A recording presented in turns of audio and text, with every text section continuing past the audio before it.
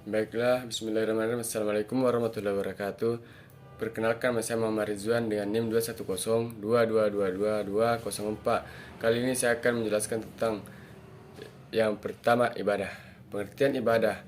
Ibadat atau ibadah adalah sebuah kata yang diambil dari bahasa Arab ibadah dalam terminologi bahasa Indonesia sebagaimana yang terdapat dalam Kamus Besar Bahasa Indonesia. Kata ini memiliki arti perbuatan atau pernyataan bakti terhadap Allah atau Tuhan yang didasari oleh peraturan agama.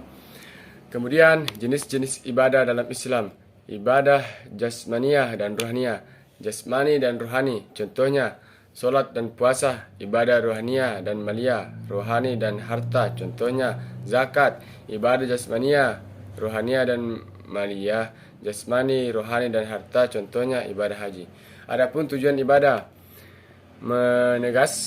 mengesahkan dan mengagungkan Allah sepenuhnya serta menghinakan diri dan menundukkan jiwa kepadanya, mengerjakan segala bentuk ketaatan badaniah dan menyelenggarakan segala syariat. Pelaksanaan ibadah.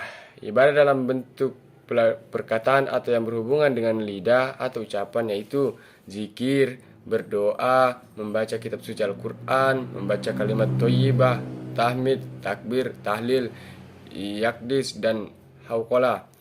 Yang kedua, ibadah dalam bentuk perbuatan yang tidak ditentukan bentuknya, seperti membantu atau menolong orang lain, berjihad, dan mengurus jenazah. Kemudian, ibadah dalam bentuk pekerjaan yang telah ditentukan wujud perbuatannya, seperti salat, puasa, zakat, dan haji. Adapun manfaat ibadah, berikut 5 manfaat beribadah yang sering lupakan, membantu kamu lebih bisa berpikir jernih. Baik, yang kedua yaitu salat. Salat secara istilah adalah serangkaian ucapan dan gerakan yang tertentu yang dimulai dengan takbir dan diakhiri dengan salam, dikerjakan dengan niat dan syarat-syarat tertentu. Kemudian rukun salat. Rukun salat yaitu takbiratul ihram, qiyam, membaca surah Al-Fatihah, ruku, i'tidal, sujud, duduk di antara dua sujud. Kemudian yaitu syarat salat. Beragama Islam, sudah balik, berakal sehat, suci dari hadas dan najis, menghadap kiblat, mengetahui masuknya waktu salat, mengerti syarat, rukun, dan sunat salat. Kemudian hal yang membatalkan salat. Dalam keadaan berhadas, terkena najis, berbicara dengan sengaja, aurat yang terbuka, niat salat berubah, meninggalkan rukun salat dengan sengaja, membelakangi kiblat. Adapun hukum melaksanakan salat dalam Islam, hukum salat dibedakan menjadi 2 jenis, yaitu wajib dan sunnah. Salat yang termasuk fardu ada 2, yaitu fardu ain dan fardu kifayah. Fardu ain adalah salat yang wajib dikerjakan dan tidak boleh digantikan oleh orang lain, seperti salat 5 waktu dan salat Jumat bagi laki-laki. Kemudian dampak ketika tidak melaksanakan salat. Yang pertama, Allah akan menghilangkan berkah umurnya. Yang kedua, Allah akan menghilangkan berkah dan rezekinya. Yang ketiga, Allah akan memusnahkan tanda-tanda orang saleh dari wajahnya. Yang keempat, setiap amalan yang diamalkannya tidak akan diberi pahala. Yang kelima, doanya tidak akan naik ke langit atau tidak dikabulkan. Kemudian tata cara wudhu. Yang pertama, niat wudhu, membasuh kedua tangan, kemudian berkumur dan membersihkan lubang hidung, membasuh wajah, mencuci kedua tangan sampai siku, mengusap telinga, mengusap kepala depan hingga ke belakang, mengusap telinga, mencuci kedua kaki secara bergantian. Kemudian tata cara tayamum, siapkan tanah atau debu, disunahkan menghadap kiblat, letakkan kedua telapak tangan pada debu dengan posisi jari-jari kedua telapak tangan dirapatkan, baca bismillah dan niat tayamum, usapkan kedua telapak tangan pada seluruh wajah, cukup dengan 1 kali menyentuh debu. Kemudian cara mandi besar atau mandi wajib, yaitu niat, kemudian menghilangkan najis di badan sama ada yang jelas, aini atau tidak jelas, hukmi, kemudian menyampaikan air ke seluruh anggota badan dari ujung rambut sehingga ujung kaki. Dan yang ketiga, puasa. Hukum puasa dalam Al-Quran, surah Al-Baqarah ayat 183 dijelaskan bahwa perintah atau hukum untuk melaksanakan puasa di bulan Ramadan adalah wajib, yakni dalilnya itu, hai orang-orang yang beriman, diwajibkan atas kamu berpuasa sebagaimana diwajibkan atas orang-orang sebelum kamu, agar kamu bertakwa. Kemudian tujuan puasa yaitu 1, bersyukur kepada Allah. Yang kedua, agar umat muslim selalu berada dalam kebenaran atau terbimbing. Yang ketiga, agar dosa-dosa diampuni.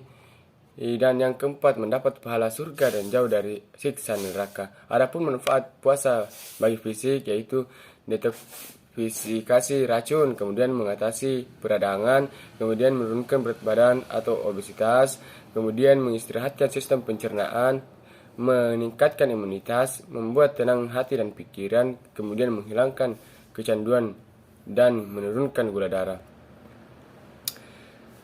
Dan manfaat puasa dari segi spiritual agama yaitu meningkatkan ketakwaan, yang kedua menghapus dosa, mengendalikan syahwat, memperbanyak sedekah, menyempurnakan ketaatan, meningkatkan rasa syukur, dan mencegah diri dari perbuatan maksiat. Kemudian jenis puasa. Secara hukum Islam ada 4 macam puasa, yakni puasa wajib, puasa sunnah, puasa makruh, dan puasa haram. Jadi tidak hanya puasa wajib yang dijalankan 1 bulan Ramadan saja, tetapi ada beberapa macam puasa lain yang bisa dikerjakan. Adapun macam-macam puasa yang keempat yaitu haji. Menurut bahasa adalah berkunjung ke tempat yang agung, sedangkan menurut istilah adalah berziarah ke tempat tertentu pada waktu-waktu tertentu untuk melakukan amalan-amalan tertentu dengan niat ibadah. Definisi berziarah ke tempat tertentu yakni berkunjung ke Baitullah, Ka'bah, Padang Arafah, Musdalifah, dan Mina. Adapun syarat dan rukun haji yaitu syaratnya Islam, balik, berakal sehat, merdeka, istihah. Ya, dan yang kedua rukun haji yaitu ihram, wukuf, tawaf, ifadah, sa'i, bercukur, tertib sesuai dengan urutannya.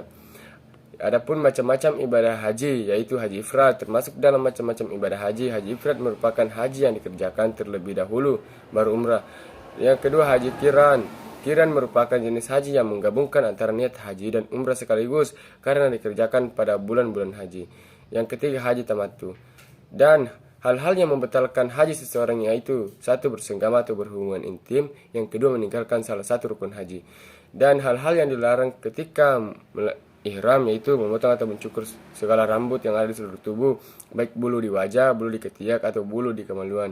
Yang kedua menggunting kuku, memakai penutup kepala, memakai pakaian yang berjahit, dan menampakkan bentuk tubuh jamaah, mengenakan wangi-wangian. Baiklah, yang kelima, ibadah maliyah.